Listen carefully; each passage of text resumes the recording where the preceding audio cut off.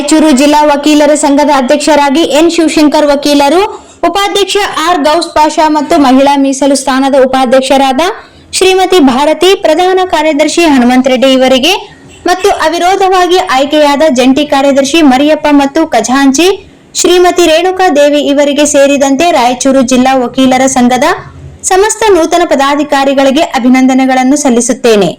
ಇವರ ಅವಧಿಯಲ್ಲಿ ಸಂಘವು ಇನ್ನಷ್ಟು ಕ್ರಿಯಾಶೀಲವಾಗಿ ಕೆಲಸ ಮಾಡಲಿ, ವಕೀಲರ ಜ್ವಲಂತ ಸಮಸ್ಯೆಗಳಿಗೆ ಪರಿಹಾರ ಸಿಗಲಿ ಎಂದು ವಿನಂತಿಸಿಕೊಳ್ಳುತ್ತೇನೆ.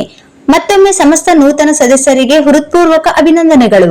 ಎಚ್ ಬಿ ಪ್ರಸಾದ್ ಜೈನ್ ವಕೀಲರು, ನೇತಾಜಿ ನಗರ, ರಾಯಚೂರು.